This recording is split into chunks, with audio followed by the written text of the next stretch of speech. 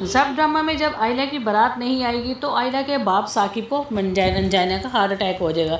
उसके डैड की तबीयत ख़राब हो जाएगी, मगर उसी टाइम मौके पर राहत अब यही मुनासिब समझेगी कि मुझे साकिब की बेटी आयला से अपने बेटे ओन की शादी करवा देनी चाहिए, क्योंकि उसका बेटा ओन को पसंद करता है।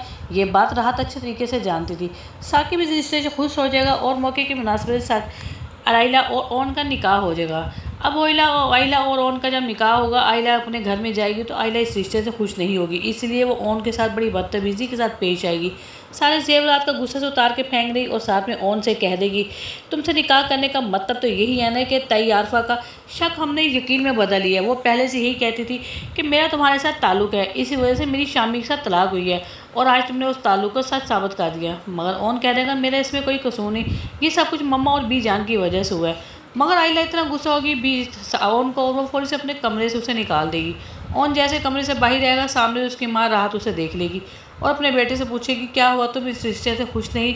ओन खामोश हो जाएगा और यही कहेगा कि मुझे नहीं मालूम कि मैं इस रिश्ते से खुश हूँ कि नहीं। मगर राहत यही कहेगी कि बेटा तुम बहुत ज़्यादा इस रिश्ते से खुश हो जाओगे। आयला का गुस्सा है लेकिन वक्ती तौर पे, तुम परेशान मत हो।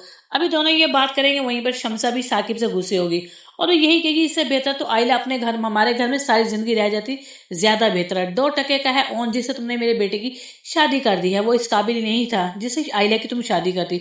मगर साकिब वो यही कहेगा कि अपने मुंह संभाल कर बात करो। अगर आज कौन उसे निकाह ना करता तो कौन उसे शादी करता। जिस तरह से उसकी 2 दफा शादी होकर टूटने लगी है, तब कोई ऐसा नहीं था जो उसे शादी करता।